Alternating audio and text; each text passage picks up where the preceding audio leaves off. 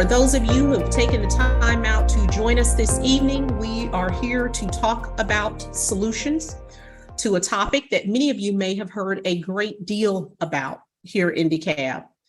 Of course, it is the housing crisis, as we define it, that we are experiencing not only here in DeKalb County, but in similar jurisdictions across the United States. The next slide that we have will kind of give you a little bit of the background and data that is associated with what we're experiencing. And here, of course, in DeKalb County, we have approximately at this moment 772,000 residents. And I am very proud to say it was probably about 6 months ago, if not longer, that I had a conversation and realized that we had an extensive waiting list here in DeKalb County for individuals who were in need of affordable housing.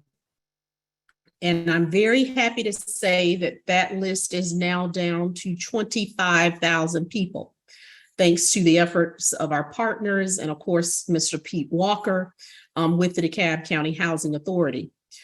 Also, it's very important that we say that in 2021, we saw rental rates increase by 21% here in DeKalb County, Georgia. That is an alarming rate.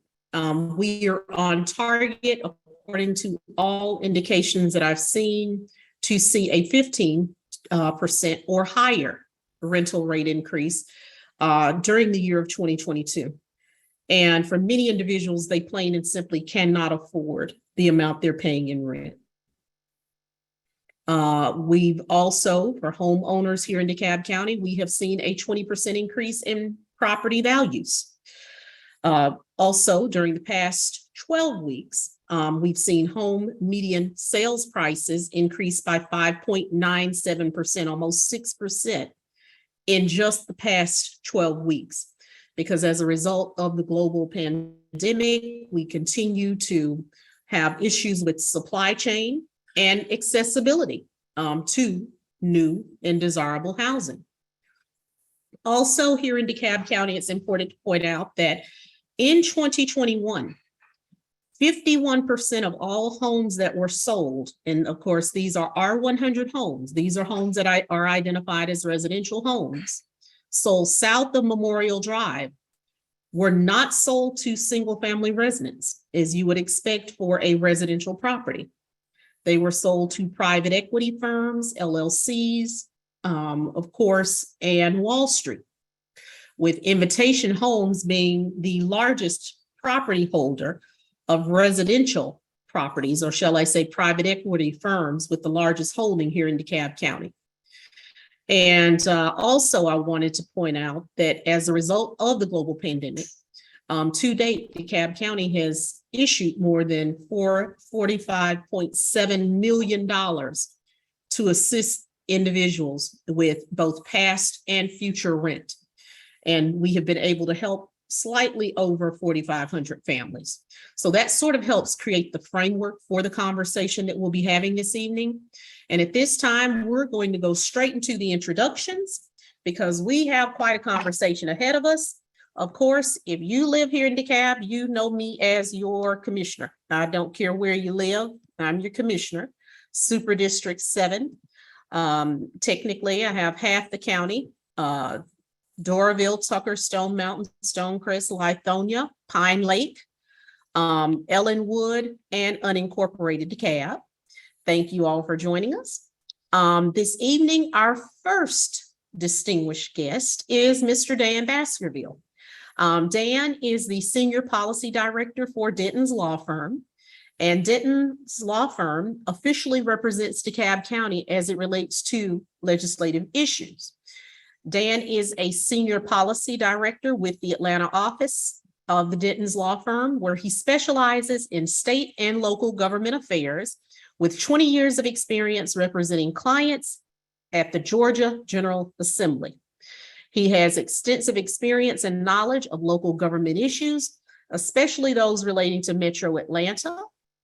And at the state level, he represents the interest of a wide variety of clients as well as issues that are associated with environmental, educational, economic development, financial, health, care, housing, as well as local government and transportation.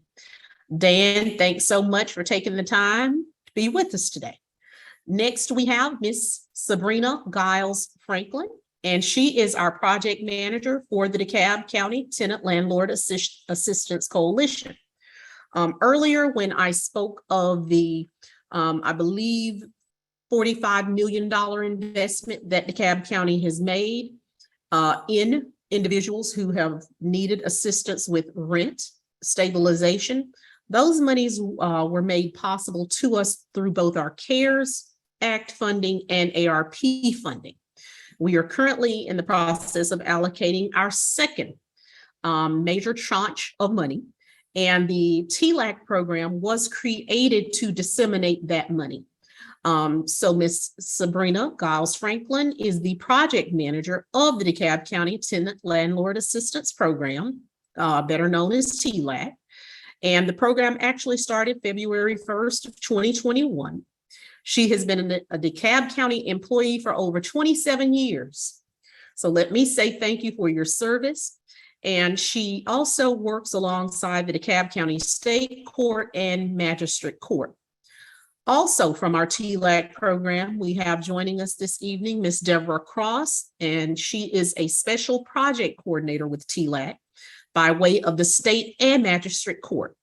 Deborah came to the program from the DeKalb Police Services South Precinct, where she was an investigative aide, and she works tirelessly to coordinate the day-to-day workflow of the TLAC program.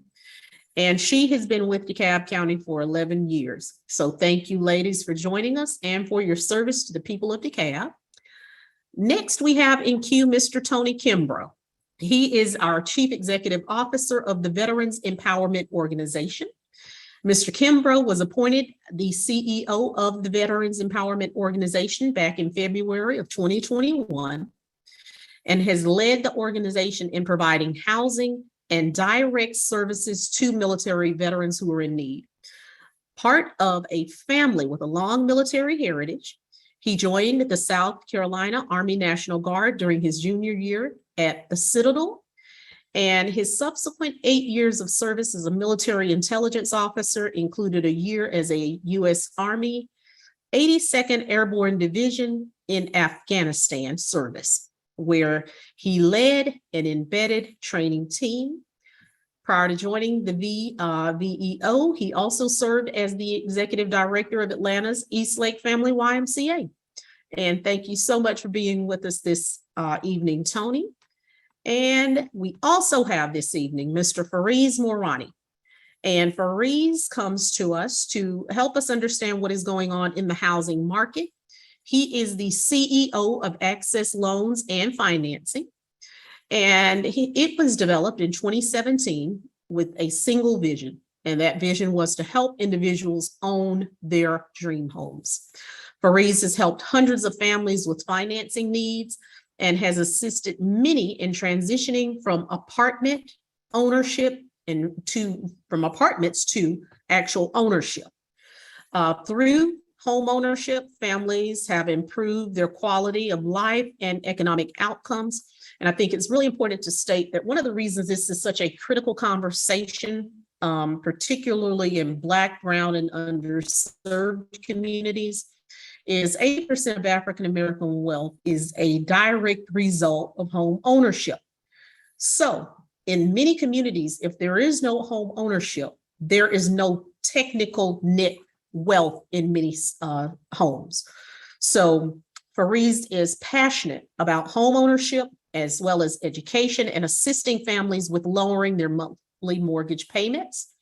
He grew up in DeKalb County most of his life, and he loves to serve his community. And he's also been awarded several times consecutively as being one of Georgia's top 10 loan officers in the state of Georgia. So thank you so much, Fariz, for joining us so that you can help us understand where we are right now with mortgage rates and the home buying process. We also have this evening Miss Kimberly Pickett, and she is the financial well-being coach for Operation Hope. She works with and specializes in home ownership and has an extensive background in mortgage financing and consumer lending. She is driven to help clients achieve their financial goals by creating individualized budgets to help them understand the importance of their credit. She's here to help clients achieve their goals and create financial freedom. And I'd also like to say personally, thanks to Kimberly. Kimberly is a partner of District 7. After coming into office, I quickly realized many of the issues we face. And in September of 2019, we cut ribbon on Hope DeKalb, actually Hope at Stonecrest. And that partnership was made possible for me to have that office through PNC Bank, who funded $250,000 annually to provide for Ms. Pickett's presence here. And since that time, I'm very proud to say that through their efforts, we have awarded more than $10 million in down payment assistance to deserving individuals to purchase their first home. So thank you for working with us to make homeowners here in DeKalb County, Ms. Pickett. Last but not least, we have Mr. Pete Walker Jr., and he is president and CEO of the Housing Authority of DeKalb County. He was appointed executive director of the Housing Authority in October 2018 and has since led the agency in applying innovative business practices in its approach to affordable housing and development, as well as expanding the authority of and with its affiliate missions to maximize opportunities for impact and growth. He began his career in affordable housing in 1989 as the finance director of the Urban Residential Finance Authority of the City of Atlanta. And he went on to become the managing director and CFO for the Atlanta Development Authority, where he served from 1998 to 2002. Prior to joining the Housing Authority of DeKalb County, Mr. Walker served as president of Mercy Housing Southeast, where he grew Mercy Housing from 5 properties to 18 properties located in Georgia, North Carolina, South Carolina, Alabama, and Ohio. He received his BA degree from Clark Atlanta University, where he graduated cum laude. Thank you so much for joining us this evening, and we are not going to delay. Give me one moment here for my run of show, and we will begin our presentations. Allison, I see we do have the chat feature available. If there are specific questions that arise as we have the presentation this evening, please feel free to place those in the chat, and we will do our best to answer all questions.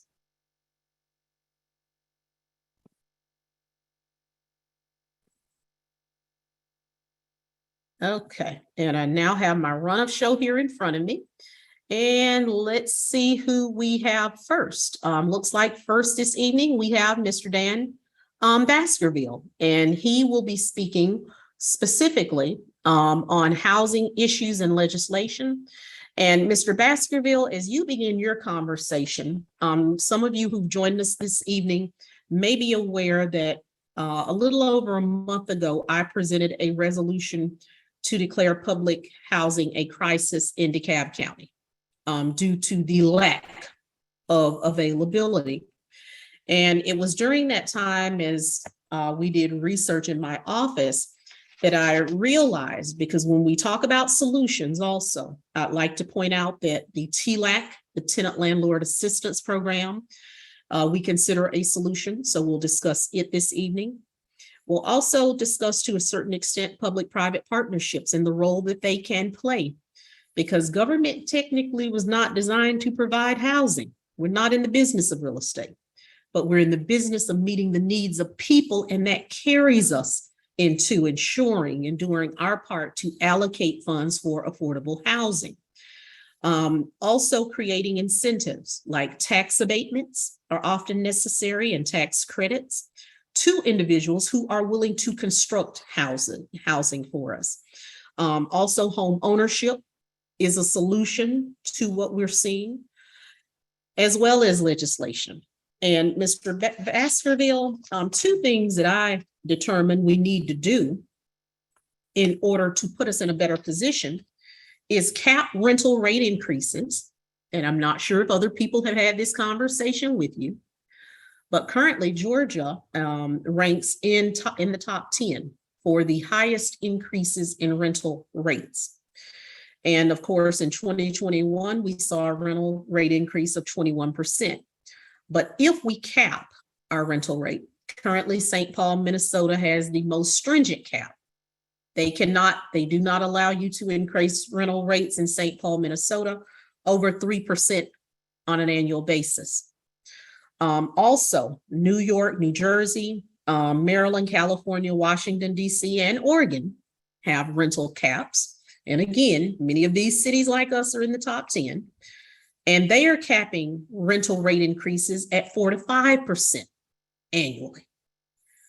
But we had legislation that was passed here in Georgia that prohibits a cap on rental rate increases. So I'd like to hear your thoughts on that. And of course, for those who care, it was actually passed in 2012 in its official code OCGA 367430. 367430 prohibits us from capping rental rate increases.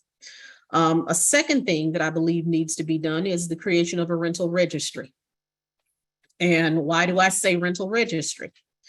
Rental registries will allow us to force corporate landlords to make themselves known, as they now exist within our 100 communities. It will allow us also to make those businesses, because that's when you purchase a rental property and you are renting it, that is now a commercial enterprise. You need a business license, in my opinion. That would also allow us to tax them properly. Also, it assists with code enforcement, because what we find is that homes that have the greatest degree of non-compliance are rental properties. But in many instances, we can't find the landlord, or we can't find the party. We're only looking at the tenant.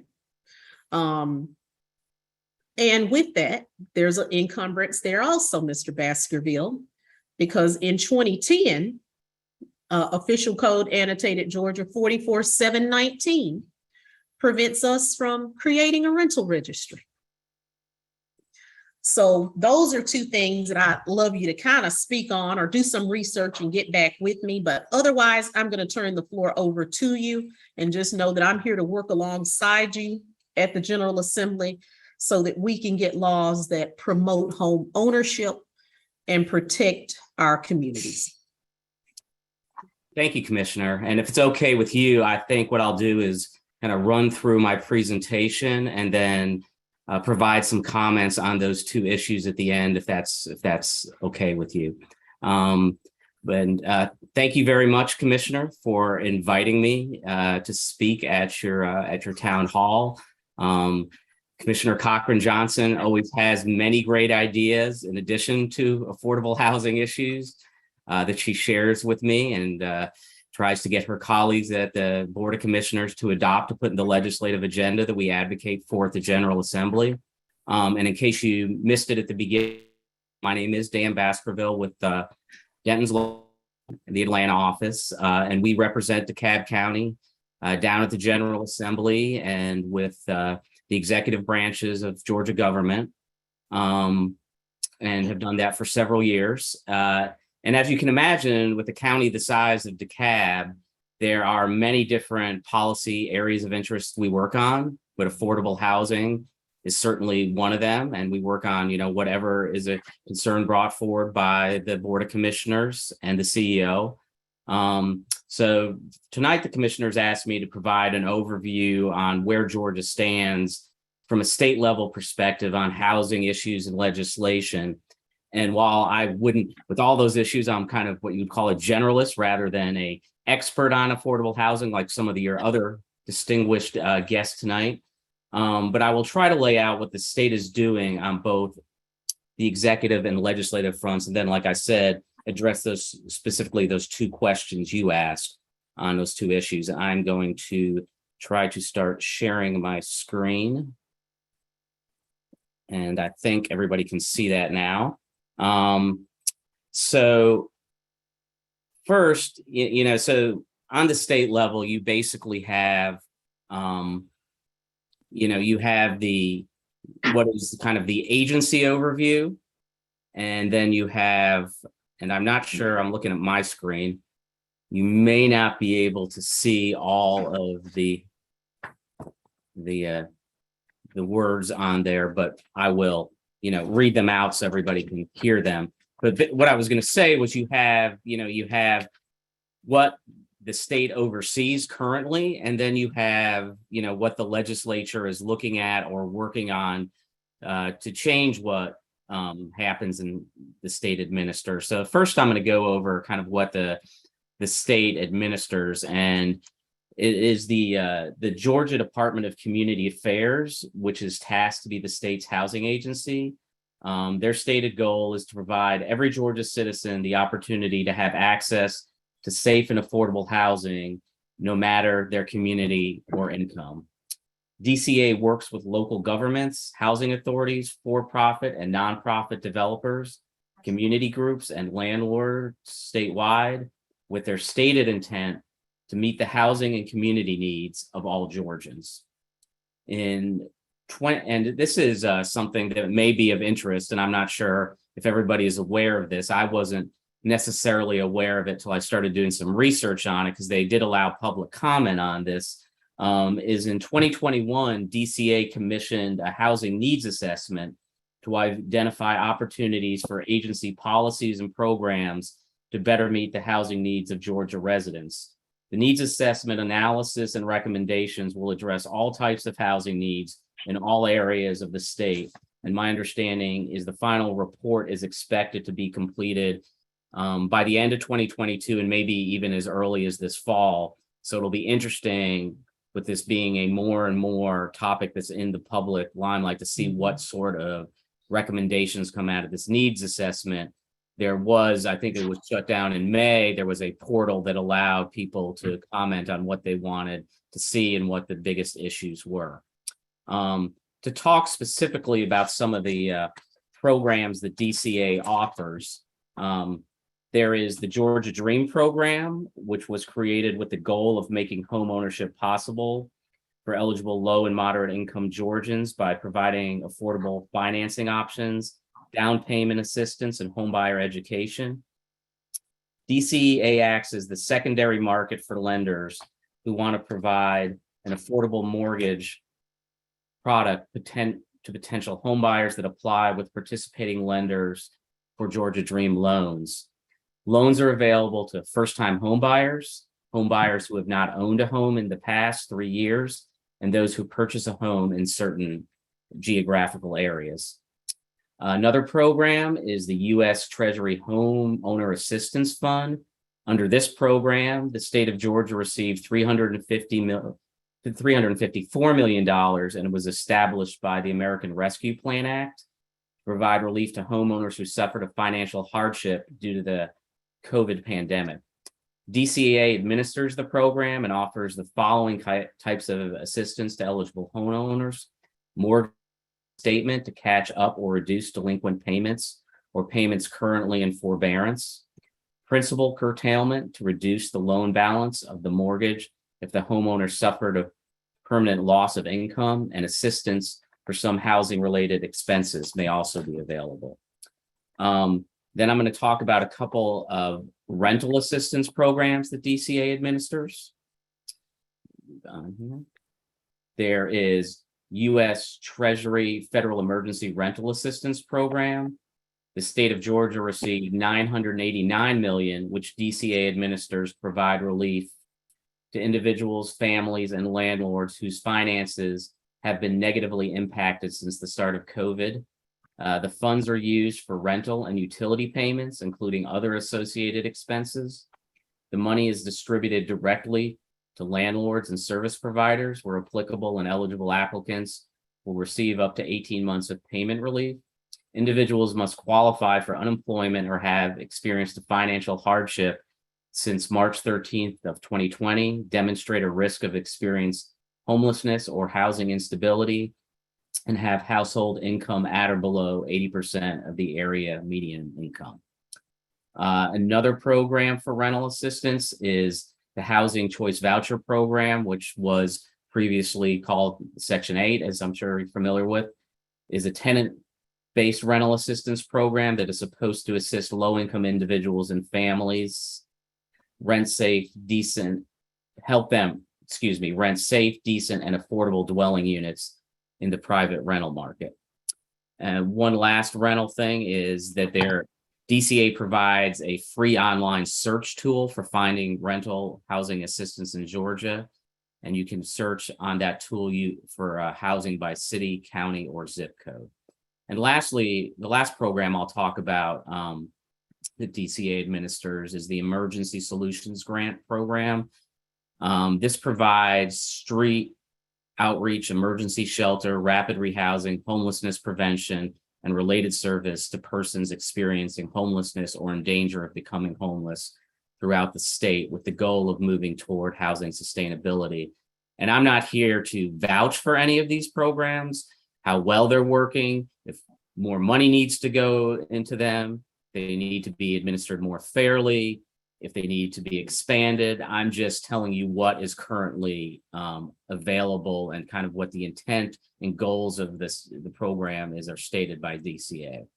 Now moving to more my realm is state legislative action. What is going on the state level? And let me start with the caveat that all the bills and resolutions I mentioned here, with the exception of a couple of study committees that are ongoing for the rest of 2022, the bills are not active to be passed any longer, because in Georgia, you have 2-year legislative sessions. We just finished the end of the 2-year session. So all the bills go away and have to be reintroduced again. Mm-hmm. Several of these bills you'll likely see come back in the next legislative session. But a lot of the bills, in recent years have been bills introduced which would substantially prohibit or preempt Georgia's local governments from responding to their constituents' demands through establishing appropriate local oversight of residential design standards, short-term rentals, and build-to-rent subdivisions within their jurisdictions. So, these have been claims by some legislators that these methods doing build-to-rent subdivisions, taking away local government's ability to regulate design standards, so interfering a lot with zoning stuff, that they're doing this because they want to promote more affordable housing, which really has not been the case. And you can see the products that are built are not really affordable. But talking specifically about some of the legislation, this last session, there was a House Bill 1093 and Senate Bill 494, which were basically both the same bill dealing with build-to-rent subdivisions. And these bills would prohibit local governments from regulating or restricting new built rental subdivisions where homes rented for more than 30 days. And so they weren't able to regulate them any differently than subdivisions with homes for sale. It would prohibit local governments from regulating a new and rapidly growing industry whereby investors and corporate enterprises develop subdivisions with the sole purpose of renting the dwellings within.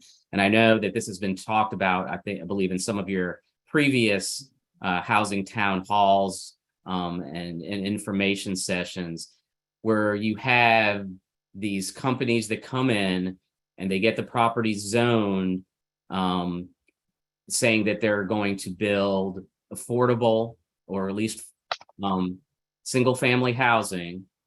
And then they build the housing. They're not multifamily products, they're single family housing, but then they only rent them. They do not sell them. So they take a chance off the market for affordable housing. And what the rents, generally are not affordable either. So it's kind of a little bit of a bait and switch. Some counties have passed some ordinances trying to deal with it.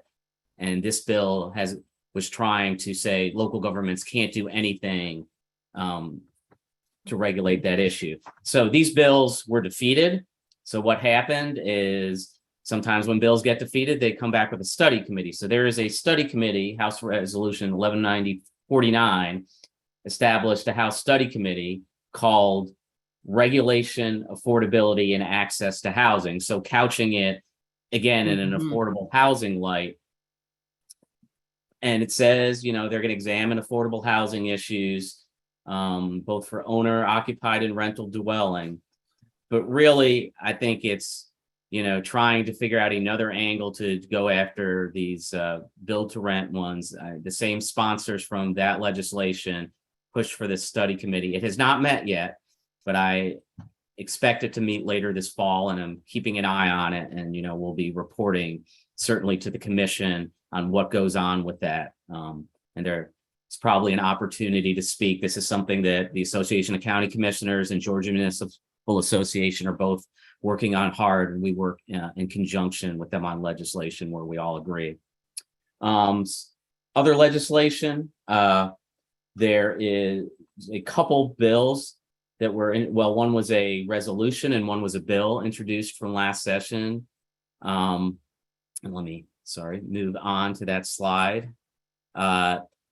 These really came from the legislative agenda item from the DeKalb County Commission to try to carry on the practices that happen with TLAC and eviction diversion.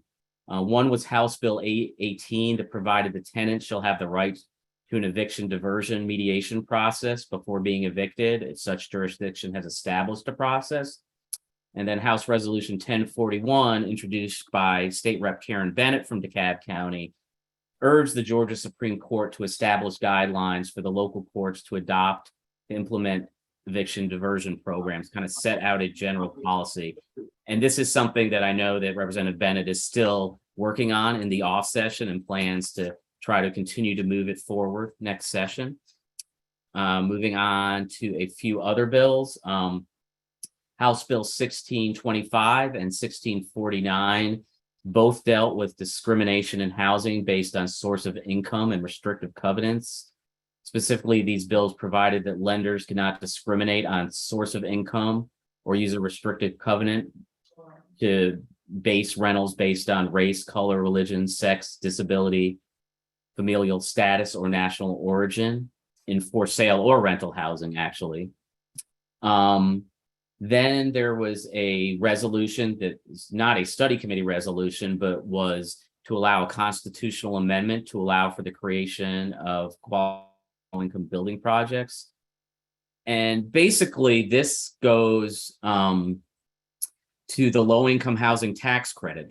People who do the low income housing tax credits have concerns that in some tax assessors are not valuing low income housing tax properties in a fair way. So this was and Mr. Baskerville, I'm going to chime in there because I'm pretty sure you're aware that DeKalb County recently had a case that was reverted back, and the judge actually ruled in favor of the developer because of the method that was utilized in calculating the tax. And, this is something that we have to address here on the county level, because if we, understanding it's not an if, we're in need of affordable housing. And in order to help promote it, we must act in a manner that is more favorable to developers, or they will not develop. And I think, the lobbying group for those developers of low income housing tax credit properties and affordable housing, that was the argument they were making, and trying to see if they could get counties where they were having issues adjust those policies. And if not, that's why they were putting this resolution forward to try to make sure that they had to do it. But this court case, as you mentioned, may have that effect in itself in the future, especially in DeKalb. Absolutely. And let me say also, as you've talked about this legislation, and it's really important for those who are joining us to understand, the legislation that I've seen that has been presented that was most detrimental to DeKalb and our communities is presented by individuals who live outside the communities that are most greatly affected by the legislation. I appreciate you for being a watchdog, so to speak, over this, because although they present it and promote it as providing affordable housing, just as they did with pad splits, and it's not a benefit to the community. It's not affordable housing, but they will package it in such a way that they're hoping that we're asleep. And, it's not about affordable housing. It's really about capitalism.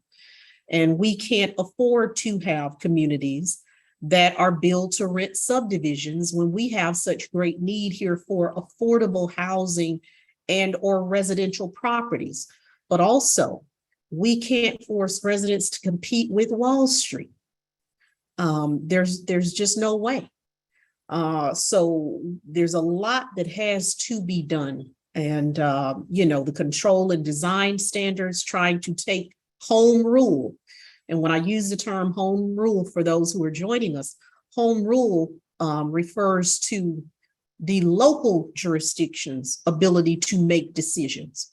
It is absolutely unbelievable to me that people would say on a state level that they know best how to handle DeKalb, because they truly don't. So please be very aware of what's going on down there, because I expect to see a lot of bills presented under the guise of affordable housing that is more about capitalism and lobbyists securing the interest of others than the people of DeKalb County.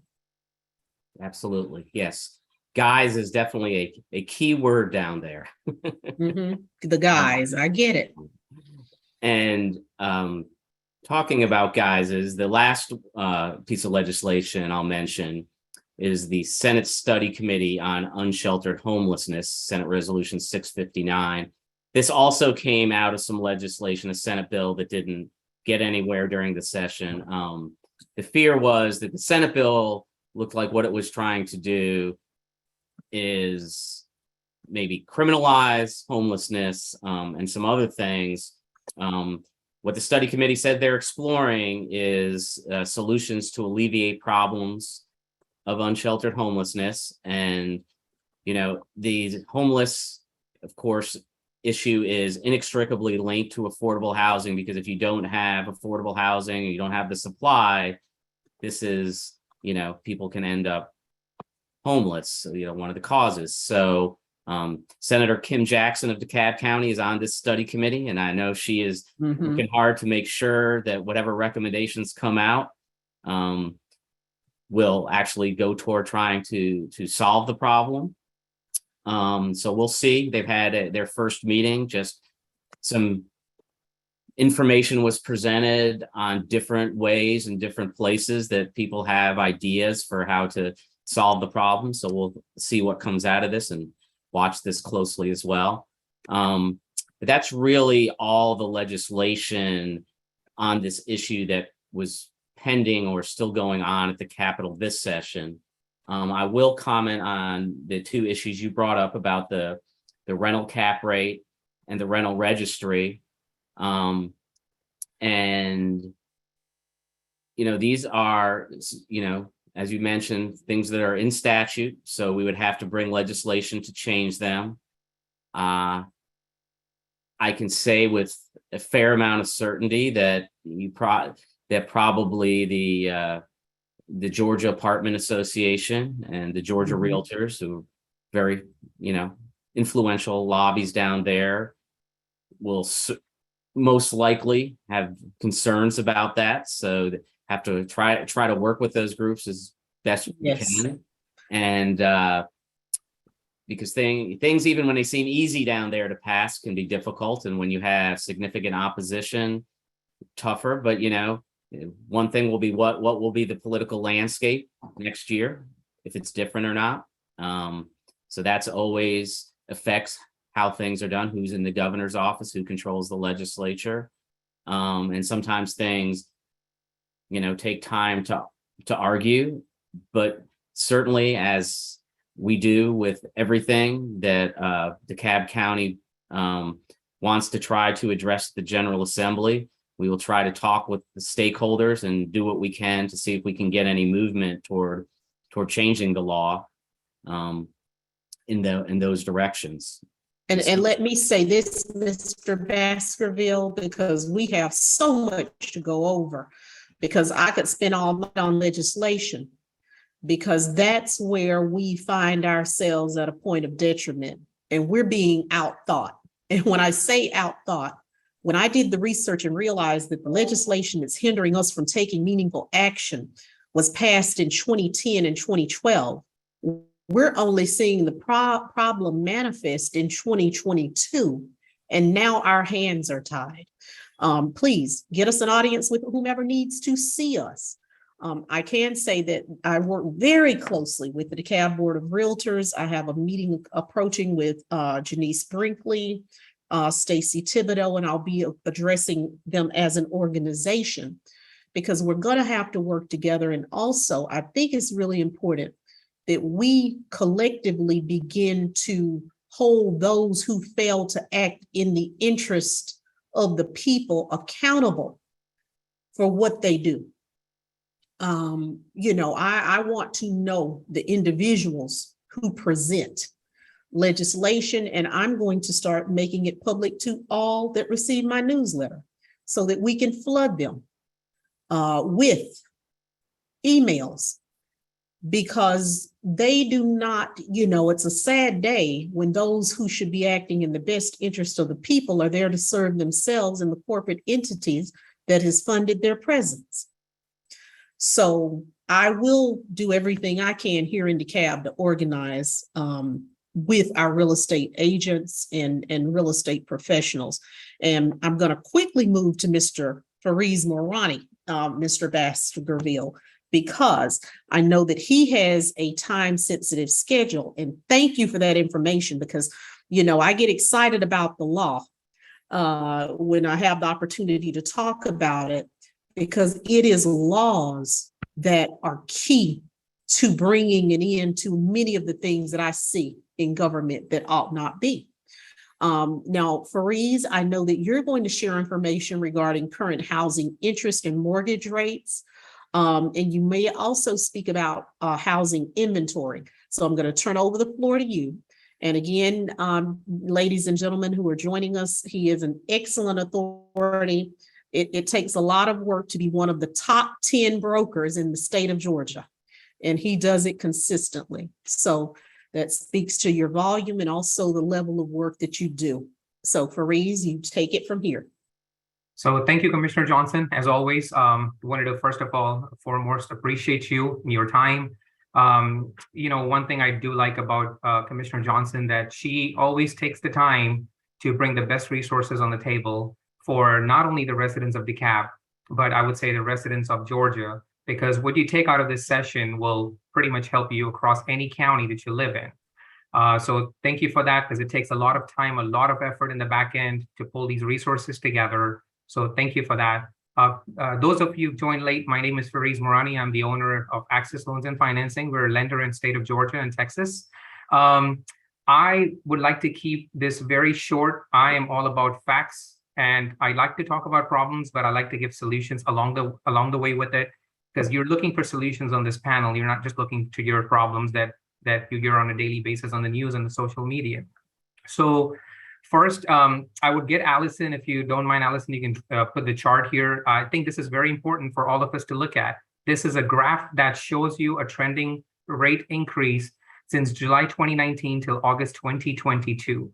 If you carefully look at the graph, if you look at it, notice by March of 2022, which is about 5 months ago, the rates were around 3.99. And as soon as April hit, it was above 5%. As you can see the graph, the peak, it was right in June, and now we're coming right back down. So today's average interest rate in the market for 30-year on a conventional loan was 5.1%. We've seen 5.89. So the rates are coming down a little bit. So as you can see that the graph shows you very well that the best time to get a home was probably 2021, 2020. However, the rates are coming back to a little bit normal than before. So just to give you a normal human being an analysis, for $400,000 home, for example, if you were to get a rate of 3.99 versus 5%, you're looking at an increase of almost $238 a month, which is pretty hike for a normal consumer to bump up $239 a month. Versus if you had a rate of 2.99 and versus 5%, you have an increase of $500 a month. So it definitely affects the buyers, and we're going to talk about solutions that I have for these problems that you can take out of this session today, and hopefully you can apply that as you're shopping for mortgages and ask the appropriate questions that you need to ask and be a little bit more educated about it. So, as federal government had talked about hiking the rates 4 times this year, they've already done it 3 times. We've seen the last one on July 27th, and that was the highest one we've seen so far. So you must be thinking, if the rate have spiked up to highest in July, why do you see the lower in the graph? I mean, why does the graph goes down if federal is going up? That's the question that will come to your mind. So what a lot of big lenders, wholesale lenders, retail lenders have done is they realized that the volume of the business that they were getting has declined, and they were sticking to their margins before when the market was pretty hot. What they've done right now, they've actually laid off a lot of employees and people in the mortgage industry to cut down, as they're not getting the volume that they used to get at, about 6 months ago. So because they've cut their margins, that's where you see the slowdown in the interest rate and the lower interest rate. The solution for the buyers, and this is very important to take out of this session, because this is, I stay on top of the news. I spend timeless hours on a daily basis to keep up with my borrowers, to make sure that I am looking at every product out there for them. So there is a product called Freddie Mac Borrower Smart, which is provided by Freddie Mac, which is one of the institutions of the federal branches. And they are offering up to $2,500 towards closing cost. If you're shopping for mortgage, and if somebody's trying to sell you a loan and you need to go back to them, if you need that $2,500, you have to ask them, do you have the Freddie Mac Borrower Smart program? And if they do, you'll automatically get the $2,500. This is one of the $2,500 that it's assisting borrowers to use towards their closing cost or down payment assistance. One of the biggest thing that we have launched 2 weeks ago for making the buyers feel comfortable to still buy homes in this market, it's something called a buy down program. What a buy down program used to be before is you bought some points on an interest rate. So for example, let's say the interest rate is 5.1%. And we would say you have to spend $5,000 to get it down to 5.5%, 4.5%. What we have done, instead of having a buy down for the life of the loan, we've came up with another product. We're allowing you to buy down the interest rate for 1 or 2 years, which means you can pay us a small fee in your closing cost. We would lower your interest rate for the next 2 years or 1 year, whichever option you pick. Because if you feel that the market is high and you need to go back to the older interest rate, you do a short-term buy down and not the buy down for the life of the loan. So remember, to take away the knowledge here is there are 2 buy downs. So one buy down is a buy down that you do for the life of the loan. So that means you're buying the rate down, it stays lower for 30 years of the life of the loan. And then there's another buy down that you're buying down for 1 year or 2 years, predicting the market is going to come back to normal. And then you'll be able to basically utilize the lower interest rate. So by doing the smaller buy down for a year or 2, we've been able to see, we're still getting contracts. People are locking rates. People are still buying homes. The social media talking about housing recession has put a lot of buyers in skeptical mode. Should I wait? Should I buy? But you need to utilize the Freddie Mac Borrower Smart program. You need to utilize the short-term buy down. You need to analyze the long-term buy down. You need to figure out a way to make your lower payment to where it was 3 or 4 months ago. So the solution for the buyers on this call is to ask for the Freddie Mac Borrower Smart program, is to ask for a shorter buy down, ask for a long-term buy down, and analyze where your monthly payment would be with that. The advice that I have for the sellers on this call, I'm sure there are many sellers on this panel today and on this attendees. I would suggest to you to not hold on to your property if you're trying to sell. You lost the market, the time, the peak where you could have got the most dollar for your property is not anymore, but this is the time to sell. If you're holding on to it, you think you're going to get a little bit more money than you are getting anticipated before, that's not happening. We're seeing contracts right now that are being negotiated lower than purchase price. We are seeing appraisals come back to normal. We are seeing sellers are willing to give closing costs. We've seen builders calling us back and saying, if you basically would, help us sell our home, we'll give you more incentives. We've seen sellers and builders come back to the norm and allowing buyers to get these incentives to motivate them to buy the homes. My advice on one of the previous sessions that I've attended, even with the state level or the local level, is always one thing. If you are a home buyer and you're buying this house to live in it, don't wait, go buy it now. If you're an investor and you're looking to buy now, I advise you to wait, because as an investor, your returns are different. The rates that I'm discussing today is typically for a first-time or primary home buyer and not for an investor.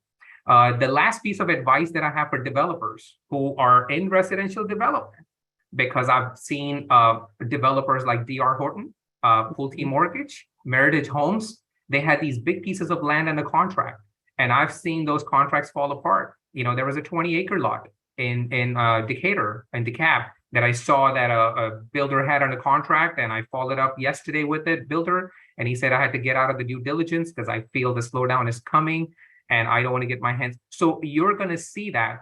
One last piece of information that I like to give is, before, when you used to go for home searching on Zillow, talking about the supply market, right? When you put DeKalb County in Zillow, you would see 500 to 800 homes. Today, if you go put just DeKalb County on Zillow, you have over 2,000 homes available for sale right now. If you put Gwinnett County, there's more than 2,900 homes available. If you put Fulton County, is more than 3. So the supply has increased. So now you have more ability to shop around. So don't be in fear of the increase in the spike as these big lenders are cutting their margins. They're lowering the rate. The buy down option is an amazing way to bring your payments to the norm where it needs to be at. And like I said, there is always a solution to the problem. And this is the solution for the buyers. The supply is there. This is the time you need to get out. Don't be scared. Don't be fearful. Don't think I'll wait another 6 months. I'll go rent. As rents are growing up, you need to kind of at the same time look at the buying option. And I strongly suggest find the right mortgage lender who is keeping you up to date on all the products and all the options that are available to you, and making sure you let them know that you're trying to look for the lowest payment, and they, and make sure they have all the abilities to go and have every product that's available out there for you. So I think we had something for the buyers to take away from this. We had something for the sellers to take away. We had something for the developers to take away from this. And again, my conclusion would be is, as the margins are decreasing for these lenders, the rates are going to come back down. I locked somebody on Sunday night at 6 o'clock at 4.625 on a 30-year fixed on a conventional loan. So rates are still not pretty bad, and that was without a buy down. So if you buy down, you can get down to 3.99, and that buy down fee could be covered from the Freddie Mac Borrower Smart program. So Commissioner Johnson, that's all the facts, all the solutions to the problems that we're incurring in our DeKalb residents and residents all across Georgia. And thank you. I'm happy to hear that we're seeing an increase again in inventory. I wish we had more time to engage with you and talk about, with seeing the rise in rental rate.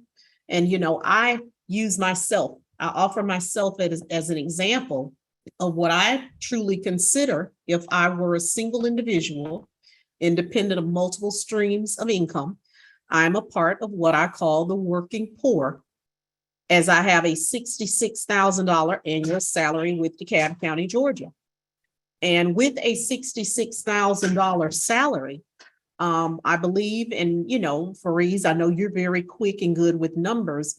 I may be able to purchase about $180,000 to $200,000 home.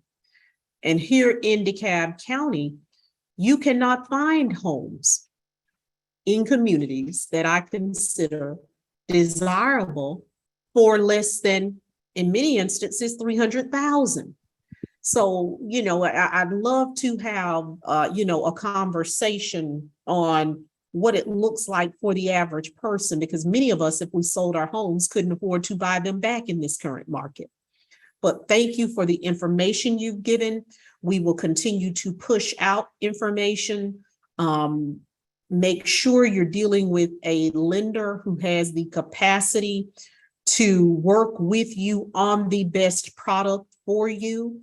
I'm not sure if individuals understood the option to buy down interest rates, but that is always an option, and it is oftentimes the ideal thing to do. So thanks so much for being with us. I know you have to leave. Thank you, Commissioner Johnson. I apologize I had to get out early, but I appreciate the time, and I'm always available to help with any panels that you've got going. Not a problem. And for those who are watching the monitor, you may want to do a clip of the screen so that you have this information concerning the Freddie Mac Borrow Smart program that Fariz has mentioned here. In order to get everyone in and out, we're going to keep moving right along. Next, we are going to have Mr. Pete Walker, and he'll be sharing information about the DeKalb Housing Authority selection process, as well as current DeKalb County housing inventory. So, Mr. Walker, you take it away. The floor is yours. Good evening, and thank you, Commissioner Cochran-Johnson. This is, as you may have heard in my intro, I've been doing this since 1989. When we finally figured out how to use tax credits, which is one of the greatest tools that we can use in developing affordable housing. Allison, if you could put on the screen the our fact sheet, if you have it available. I would invite everyone to looking to kind of see what it is that we do, to go to www.dekalbhousing.org. That's where you would find the fact sheet and a lot of information about the DeKalb County Housing Authority. I'm just going to briefly go over what it is, just some of the things that we do. I'm not sure if you can see it, but our mission is to provide sustainable and affordable housing as a platform to enhance lives. And we provide a number of different services. A lot of people don't really know what housing authorities do. So I want to kind of give you an idea of what that is, at least the Housing Authority of DeKalb County. And I will say that we are one of the more innovative housing authorities and that we participate in development as well. But one of the main things that we do is administer the Housing Choice Voucher Program, which is also known as Section 8 program. We have, excuse me, we manage just under 6,000 vouchers in the program. And that consists of 4,809 vouchers that we've gotten from HUD. And then we got about another 1,000 that come in from entities outside, from various communities outside of DeKalb County. A lot of people want to live in DeKalb County. So we have a lot of people coming in. As I mentioned earlier, the tools that we use to provide affordable housing, if we get down to the HADC housing portfolio on the fact sheet, we own and manage approximately 2,634 properties, units of housing. And the tools that we use are tax exempt bond financing, which the government allows us to borrow at a lower rate than it's about 20% lower because of the tax rates. So we can borrow using the housing low-income housing tax credits and these tax exempt bond programs, and that allows us, because our borrowing costs are lower, we can. Yeah, there it is. You can see it a little bit better. Because our borrowing costs are lower, we're able to charge less rent. And I could go into a lot in-depth discussion of, how that actually works, but primarily tax credits provide equity just on a large, just an idea of what happens if we do a $20 million transaction. We can receive equity from tax credits ranging between 40 and 80% of that total development cost, thus leaving a much smaller amount that we actually have to borrow and pay back. And as a result, we're able to charge less rent. And we focus on trying to have rents affordable to people who make less than 60% of area median income. And that varies. We actually have small area that's based on the various census tracts throughout the, so individual census tracts, we're able to track that amount. So it would actually be lower in South DeKalb than it is in North DeKalb, for example, where the incomes are a little bit higher. And just looking at this, the screen that we have here, you can see that we're involved in about 35 to 40 different properties where we have some level of ownership or participation and providing, affordability in those communities, those apartment communities. We also try to do some single family development, although that's not our strike zone. We really try to primarily focus on multifamily. I heard a lot of really interesting discussion earlier, and I'd really like to have some comment on that and answer some of your questions to Commissioner Cochran-Johnson. One of the things that you did bring up was our selection criteria and process, and I wish I had better news. I just don't. We have, as the commissioner indicated, we had 45,000 people on the waiting list earlier, and now we're down to 25,000 people. But that doesn't really mean that 20,000 people got housed. It means that some of them did, but a lot of people just lost interest because they were unable to get housed. The fact is, we probably do about anywhere between 500 to 1,000 a year that we are able to provide additional housing for. The fact is, we just don't have enough in the way of resources to provide additional, affordable housing. But also the fact is, we're doing every single thing that we can. So one of the things that I would ask people to do is know more about programs like the tax credit program. And if it ever comes up, say you're very much for it.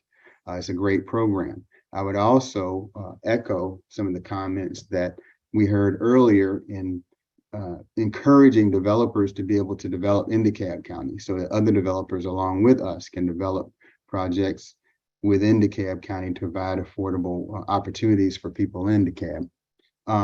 I think that one of the things that I would certainly agree with is that the assessments need to be based on revenue basis rather than cost basis, because as I indicated before, a project might cost 20 million, but the reality is that we only end up borrowing about 6 or 8 million, and the revenue that we get is based on that 6 or 8 million that's coming in. So you can't really, even though an assessor will look at the development costing 20 million, it's really not worth that much from a taxable standpoint.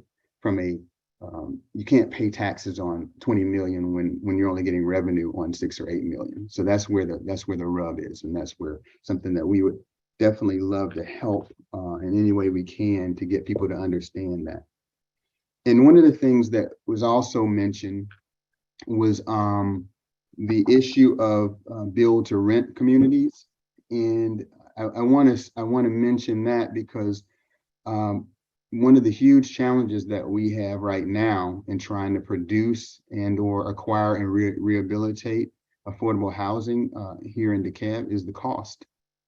Costs have increased dramatically.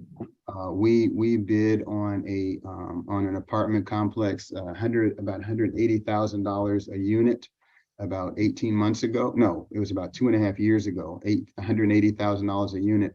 And that property came up for sale again about 2.5 years later, and it was $280,000 a unit. So these prices have increased dramatically, and it's very difficult now to maintain some level of affordability, and that's why you're seeing these rents increased so dramatically. 21% in 2021. Well, I think it was 50. I'm not sure what the percentage was that you stated, but You're correct. And let me say, Mr. Walker, I want to butt in because it's so much to be said, but I thank you for being transparent. Because, you know, when I realized that we had 45,000 people that were in need of housing, I was absolutely dumbfounded. And I can remember joining the Board of Commissioners in 2019, and we passed a comprehensive plan.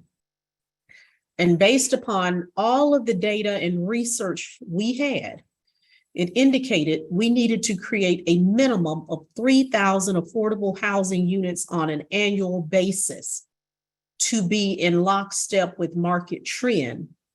But as a governing body, we passed a comprehensive plan for only 300.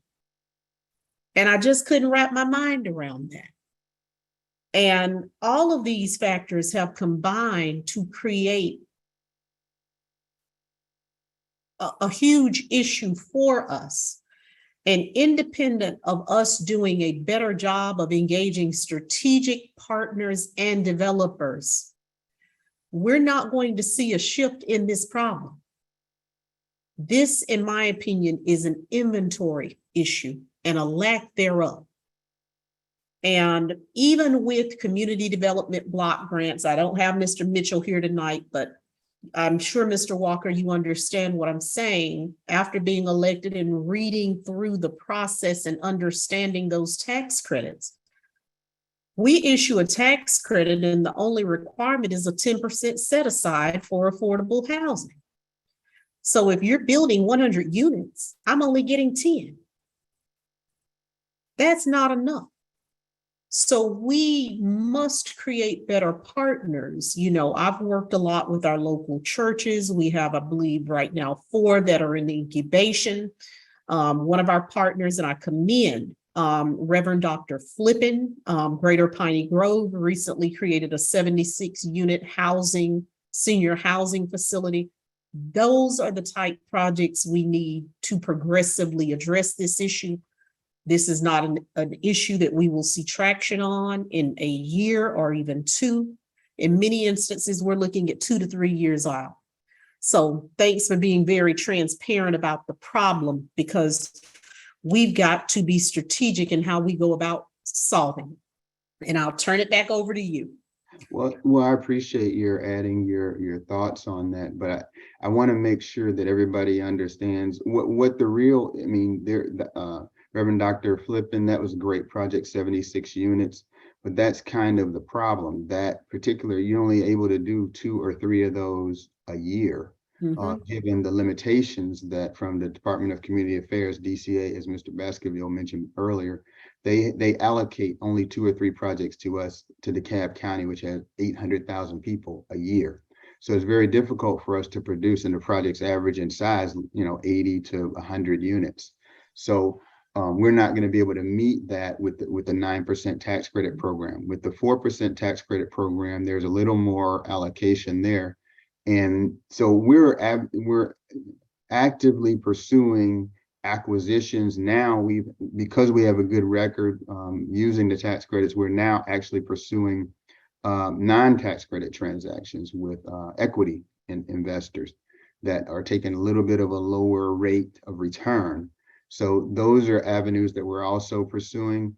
Again, I know we could talk all night about this, but I just want to make sure that everyone knows at the authority, we're doing everything we can to partner with and produce as much in a way of affordable housing as possible, high quality, mixed income communities. We no longer have any public housing, which we're proud of, because we want to create mixed income communities throughout.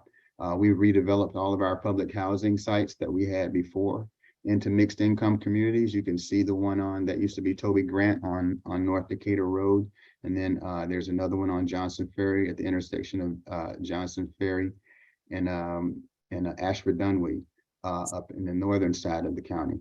So I just wanted to make sure that I'm here to answer whatever questions that anybody has. Again, I wish I had better information than just a significant wait list for housing choice vouchers, which, obviously the housing choice vouchers pay a great portion of your rent. But we are actively producing units that should be affordable to those who make 60% or less of area median income throughout the county. And just one last thing I wanted to make sure I mentioned. When I first started at the Housing Authority back in 2010, Secretary Sean Donovan called me up to DC, the HUD secretary at the time, because he knew that I had a development background. That's where I came from. And he wanted us to be a model of how to leverage the resources that we did have into more units. And that's what we're doing right now, is we're leveraging CDBG tax credits, tax exempt bond financing into as many units as possible, because HUD itself, this is a national problem, not just a DeKalb County problem. HUD itself was giving $3 billion to a $30 billion problem every year. So we have the same issue throughout the country. We're not alone. And what we have to do is try to do as good a job as we can is leveraging the resources that we do have. And here in DeKalb, we're certainly doing our very best to do that. And we invite, all partners who want to develop quality, affordable housing. We're happy to work with them as well. Absolutely. And thank you for your partnership. We had a little over 100 individuals just last week who are a part of our technical seminars that we're organizing through District 7 to move the needle. We also need a Chief Equity Housing Officer, Mr. Walker. This needs to be someone's job. This should not be an afterthought. And we have the data and the research that indicate that backs up what I'm saying here. So thank you for what you do. I'm dedicated to doing what I can, and I appreciate your assistance. Thank you. And we're going to move right along because we have so much to do here. Next, we're going to kill, for lack of better words, no pun intended, two birds, one stone, because we have up next, Ms. Sabrina Franklin and Ms. Deborah Cross with our TLAC program, Tenant Landlord Assistance Coalition. And let's talk about that. Let's tell people that are on this conversation, if you have fallen behind in your rent, what is the process so that we can assist you? And there's many facets to the program. It's not just about paying your back rent. We can assist you with transitioning because we're seeing some landlords that simply do not want to work with tenants. So I'm going to be quiet and now let you ladies who have been absolutely wonderful have the conversation. Well, good morning, good evening, and thank you, Commissioner. I am Sabrina Franklin, the project manager for the DeKalb County TLAC Landlord Associate Coalition. The purpose of the program is to provide financial assistance to eligible households for rent arrearage, utilities, and other costs due to the COVID-19 pandemic. Individuals who are paying rent on residential properties may apply, as well as their landlords on behalf of the tenants. These applicants may apply who have qualified for unemployment benefits, who is experiencing the reduction in household income, as well as financial hardship. Now, the annual income limits for the applications are, if it's a one-person family household, the income limit will be $46,350. For a family of two, the income limit is $52,950. For a family of three, the income limit will be $59,550. And for a family of four, the limit will be $66,150. Now, I am going to discuss some of the required documents that is required for applying. For a tenant, they will have to complete the application. Our application is on our website, which I will give to you a little later. They'll also need a copy of the full lease agreement, wage statement, a copy of an eviction if you have been filed in the magistrate court due to the non-payment of rent.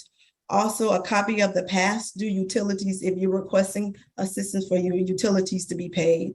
Also, being the funding that we're in at this present time, we would require proof of COVID-19 financial hardship. As I stated earlier, the landlord also can apply on behalf of tenants because we've had that as well. Basically, they need the same documents from the tenant, but in addition, the landlord is required to submit their W-9 as well as the landlord information. The W-9 is part of what is required for the funding to be paid. Also, our website is www.dekalbcountyga.gov/rent help for the application and for additional information about the assistance in the process. Once you have gone to our website and you have received the application and you have all your documents, you can go to our portal at the efilegeorgia.com and upload your documents. We also have a call center that is in operation Monday through Friday from 8:30 to 5. We have agents that are there so that they can answer any questions or concern about the program. If you have applied and you have not had any kind of communication from us, please call us. Our number is 404-371-3201. That's what I have. And the program, as of August the 22nd, we have helped, just like the congressman stated, over 4,800 households, and we have distributed, over $51 million. Okay, so 4,800 now helped, and we're up to 51 million. Yes, ma'am. Okay, and I have to ask you, because every now and then in my infinite wisdom, Ms. Franklin, something gets past me. Where did those limits come from for the single individual and so forth? Were those set by the federal government as a condition of the program or by DeKalb County? It's by the grant, that's the requirement of the grant. Okay, so that 46,000 for a family of one, family of two, 52,900. Okay, I was just wondering about that because a family of four that's only getting 66,000, they're already working poor. Yes, ma'am. So I don't like the numbers, but I can't change that, I see. Okay, thank you so much, Ms. Franklin, for what you're doing. And I know that you have alongside you, Ms. Cross. So Ms. Cross, I'm going to turn the floor to you at this time. Hello, good evening, everyone. My name is Deborah Cross. I am the Special Project Coordinator with the DeKalb TLAC program. This one tidbit of information we were supposed to add on there was also the tenant will need to provide COVID documentations that show that they were negatively affected by COVID, whether it was them or someone in their household. So that is another requirement that we have that will help aid them in the process. And all the other information, as Sabrina stated, will be on our website. Again, they could just reach out to us. As she stated, if you haven't heard back from your agent and you want to know what the status is, you can call us at 404-371-3201. And one of the phone agents will be more than happy to assist you. And we also have our pop-up location at Port of Sanford. And we're there for the month of August and September, 2 days a week, Tuesdays and Wednesdays. And you can go again on the website to set up an appointment. And all of the requirements on this, you bring your documents, we can help you scan it in for those who may be technically challenged and need assistance with the computers. We will be there to help you as well as at the courthouse. And that's all I have.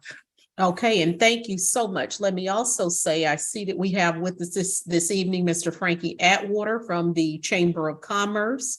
Thank you for joining us. Also, I did notice that we had Ms. Allison Graverts, who is with the DeKalb County Board of Education. Thank you all for sitting with us this evening. I won't go into, ladies, the turnaround time. for the program, but that has been a bit of a concern. And oftentimes, by the time people reach us, they're at a desperate state anyway. I've had 2 conversations with people just today, and I don't know what it is. I guess it's the end of the month, but they literally have to be gone tomorrow. And again, please reach out to us as quickly as possible so that we can begin working with you. And we're going to move right along. Next, we have in queue Ms. Kimberly Pickett. And Kimberly, you're going to share information regarding Operation Hope's home loan and assistance programs. And I just want to commend you on the work you've done because we are really moving the needle on home ownership here in DeKalb. Since you all broke ground and I cut ribbons in September 2019, $10 million we have given in down payment assistance. So individuals are able to walk into the home and begin paying their payment. I say this is like the Southern Baptist Church. We take you as you are. If you have credit issues, I have seen this young lady work and walk alongside people.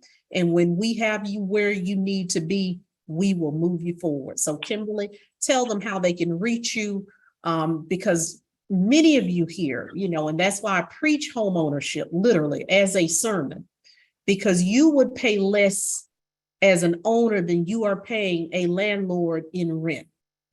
So that is one of our solutions to move you progressively out of the state of mind of a renter. So I'll be quiet. That's my 3rd time saying that. Ms. Pickett, you go right ahead. Thank you so much, Commissioner, and thank you to my fellow panelists and also the guests here today. Like the Commissioner said, I am here. I'm a financial well-being coach at Operation Hope. I like to consider myself as your accountability partner. If you decide that you want to purchase a home, it doesn't matter where you are. A lot of times, and what I've seen is in my walk, is that it can be very intimidating. The barriers are there. People feel like, hey, this is just not something that I've been able to achieve. This was not dinner table topic conversations in my household. I don't know where to start. So I put myself right in the middle. I'm in the trenches with you. If you have credit challenges, if you have budget challenges, I want to be able to review that with you. And so that we can really remove all of those barriers so that we can have the conversation of what lender can you talk to? What are the resources available to you? And get you in front of those folks that can provide those resources to you so that you can achieve that goal of homeownership. And we do that in several different ways. Ms. Allison, I don't know if you have the ability to share the slides. If not, I could just talk through it. It's not a problem. We have the workshops. I provide first-time homebuyer workshops every month. I don't care if it's 2 people in attendance, I'm going to provide the workshop because I think it's very important that I get this information out there. We go over several different topics, including is that an option for me? Because I have had to realize that homeownership just may not be something that everybody is going to be able to do. Or, I from my perspective, I say, hey, everybody should buy a house. But then I also realize there are some things that do have to be taken into account. My information is here. Again, I do have a workshop on Saturday, September 10th. Feel free to join that workshop. Give me a call if you have any questions at all about the services we provide. And the good thing about Operation Hope and the services that we provide, everything we do is free. So I won't ask you for your routing number, account number, your debit card. I'm going to provide the same level of service for you at no charge as I would for somebody that, I would have provided doing a consultation for somebody that's paying. So definitely take advantage of the services. DeKalb County has made sure that we're there, we're present in DeKalb, getting this information out there to you all. So definitely take advantage of it so that we can help you achieve that goal of homeownership. Thank you so much, Commissioner, for inviting me and having me on. I greatly appreciate it. And I look forward to many, many more conversations around homeownership and helping everyone achieve that goal. Absolutely. And for those who are watching, please share this program with your neighbors. If you have young people that are recent graduates, each and every week, I feature Operation Hope as a part of our partnership in my newsletter. Allison, please list our website. So if you're not receiving my newsletter, register. And we do these workshops, literally, it feels like it monthly. But we're in the helping people business every day of the year. So if you reach out, we will automatically go ahead. We'll get you started with the credit evaluation so that you are progressively moving towards your goal. And thank you. Make sure you give my dear friend, John Hope Bryant, as well as Lance Triggs, my warmest regards, and all the people from PNC Bank who underwrite this opportunity for DeKalb.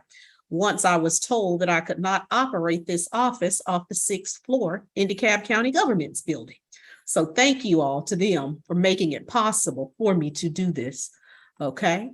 And let's see, last but not least, Mr. Kimbrough. He is going to be one of my newest poster people here in DeKalb. Became very excited about him because, of course, I come from a family of veterans.